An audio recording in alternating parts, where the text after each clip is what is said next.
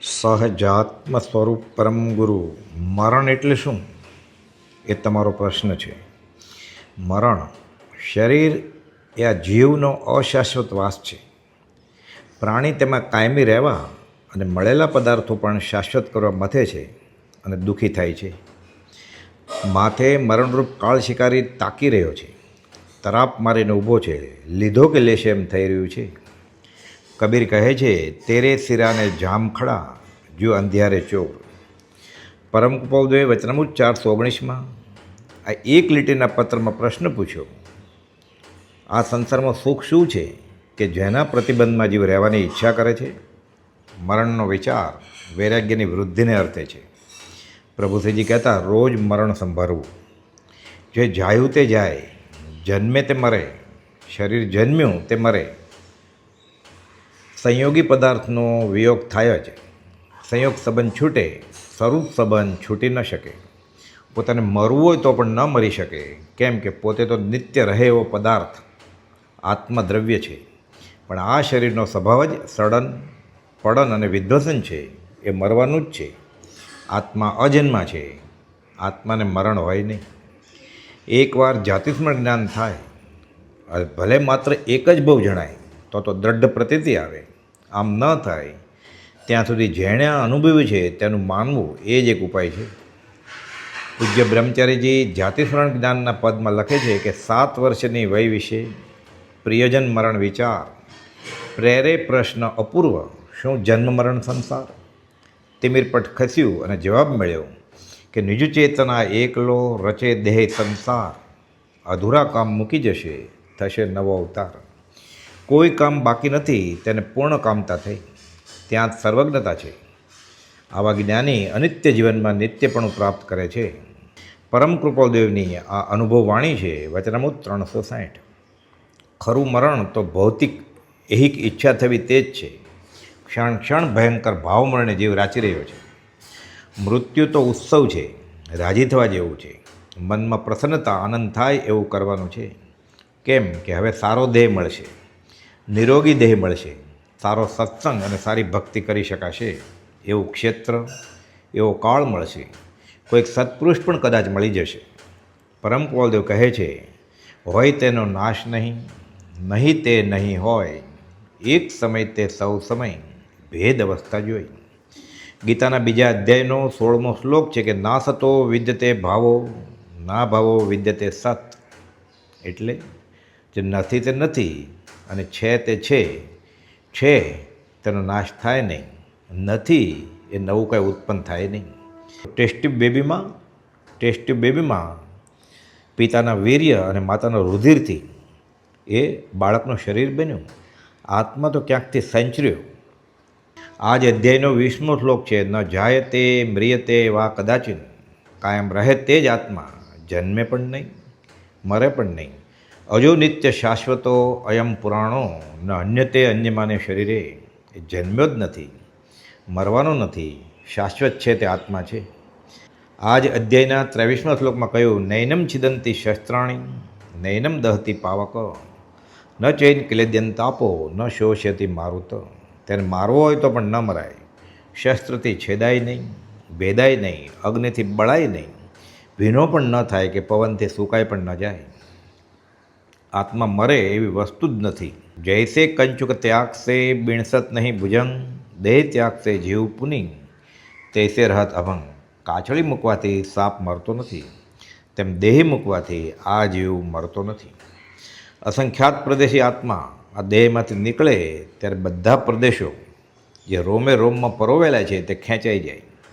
પાણીનું એક વહેળું નીક વહેતી હતી તે બતાવી કૃપાળુદેવ મુનિઓને કહે છે કે આ વહેળાને બંને કિનારેથી નીકો પાડવામાં આવે તો પાણી બધેથી નીકળે, મૂળ પ્રવાહથી છૂટું પડી જાય, બીજી દિશામાં વહેવા માંડે. તે રીતે જીવ એક ગતિમાંથી બીજી ગતિમાં જાય છે.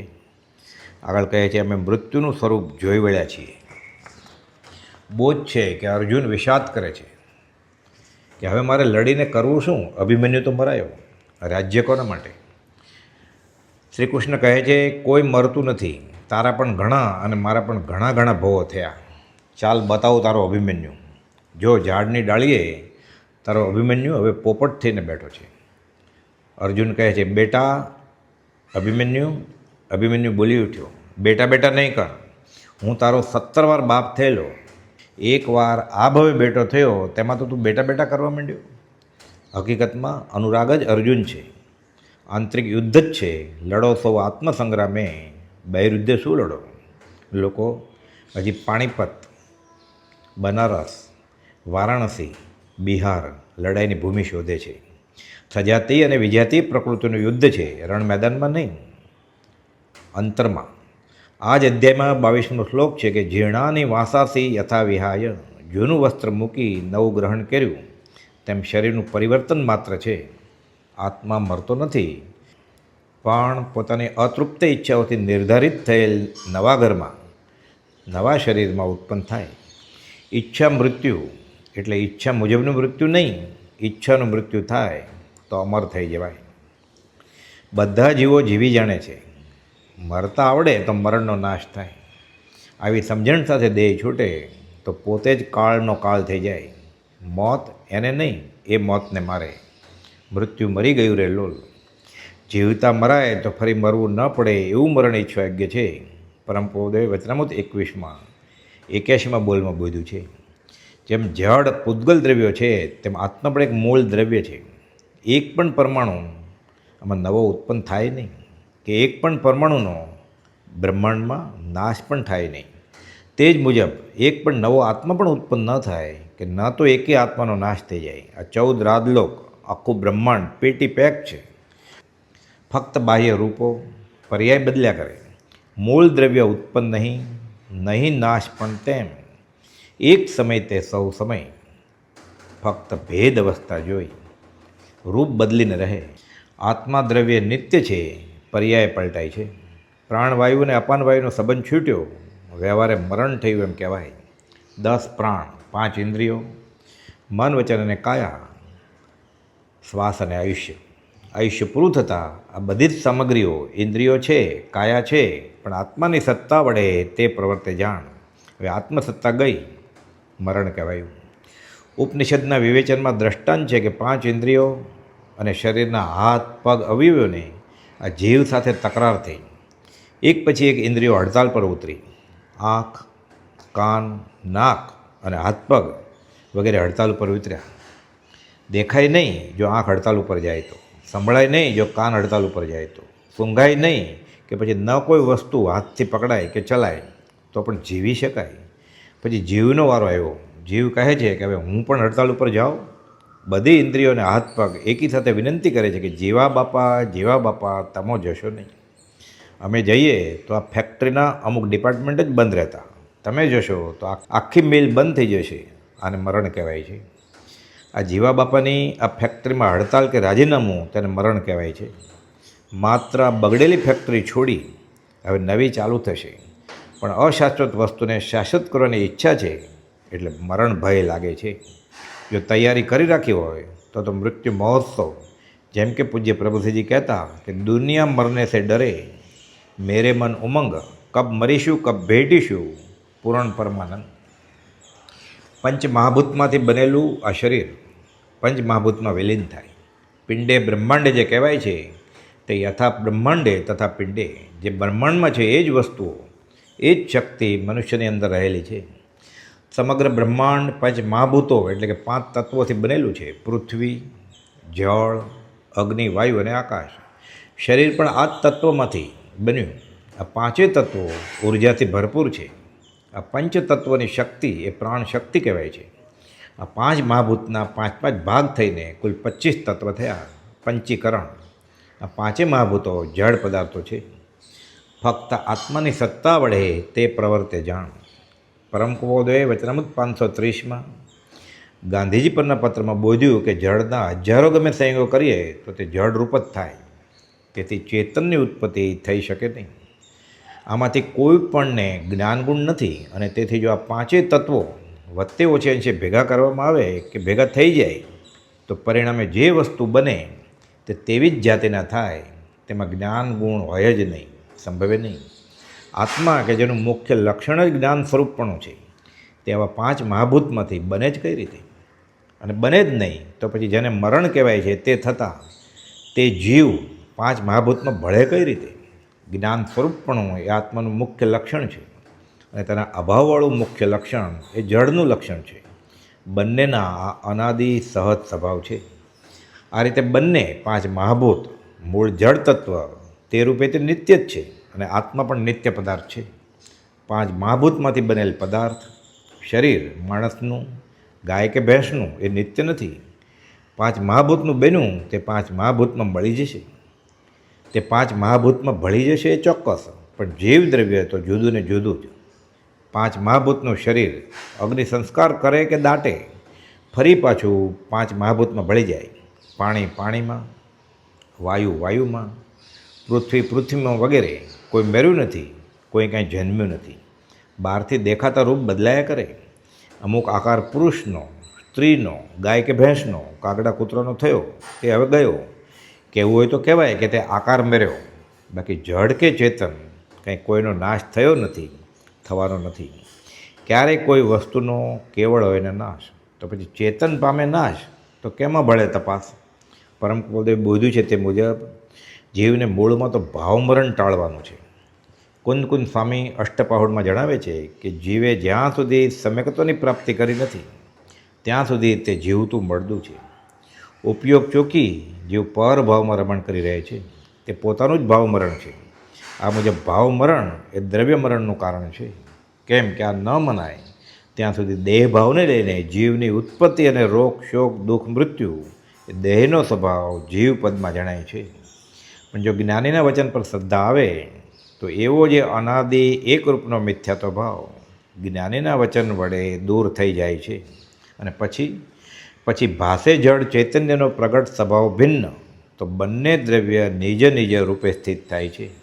જીવ જન્મે નહીં એવો, અજરા અજરા વૃદ્ધ થાય ને એવો, અમર મરે ને એવો સહજ આનંદી થઈ જાય. પરમ કુલદેવ આ સમજણ આપે છે. વચનામૃત 150માં કહે છે કે મોતનું ઔષધ હું આ તને દઉં છું, વાપરવામાં દોષ કરજે નહીં.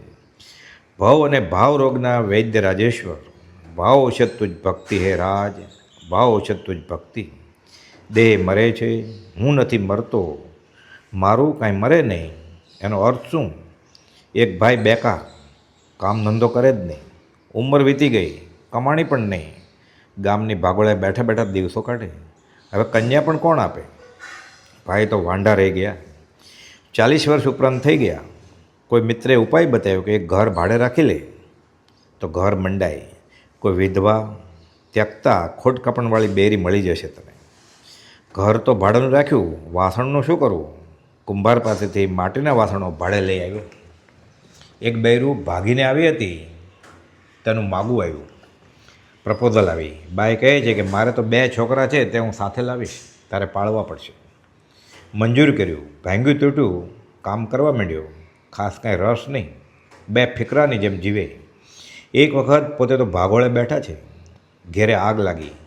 કોઈક મિત્રે સમાચાર આપ્યા કે જ્યાં દોડ તારે ઘરે તો આગ લાગી છે, ભડકા બળે છે. આ ભાઈ કહે છે મારે કાંઈ લેવા કે દેવા, નાતરાનું બૈરું છે, આંગળિયા જ છોકરા છે, એ મારા નથી, ભાડાનું ઘર છે, વાસણ બધા ઓઝાના એટલે કુંભારના છે, જે કાંઈ બળે છે તેમાંનું મારું કંઈ છે નહીં. એમાંનું મેરા મેરે પાસ મેરો એક આત્મ તામ મમજ્જુ કિનો ઓર સબે ભિન્ન. કર્મને આધારે ઘર બદલાવે, કંઈ મરે નહીં, અકર્મદશા હાંસલ થાય. અબંધ પરિણામે જીવે તો પોતાના મૂળ ઘરમાં સ્વસ્વભાવમાં આવી જાય અને આયુષ્ય પૂર્ણે દૈહિક પાત્ર પણ મટી જાય, શાશ્વતવાસ સ્વરૂપમાં થાય. હવે અનંત સમાધિ સુખમાં સહજાત્મ સ્વરૂપ પરમ ગુરુ. એક જણને મોટી ઉંમર થયા પણ કંઈ પરણવાનું મળ્યું નહીં. તે કોઈ બરી પછી મળી અને પણ 4 છોકરા વાળી આવતાર તો કે એને નથી રાખતો તો ઠીક, લઈ ગયો. પછી 4 છોકરા લઈને પેલે શું અમારો છોકરો હચવા છે, પણ ઘર હતું નહીં, ભાડાનું ઘર રાખ્યું અને ઘરમાં વાસણ નતો, પોતાના ઘરના માટીના વાસણ રાખ્યા. નિરંતરની શી ચિંતા હતી? એનો મિત્ર પૂછે છે કે તારા ઘરમાં આગ લાગે તો? મારું કશું ન હોય તો ખંખે નીકળી દઉં. કેમ? નાતરાની બાયડી, ઓંગરિયાળ છોકરા, ભાડાનું ઘર અને ઉધાર ઘરનું વાહન, મારું શું થવાનું છે?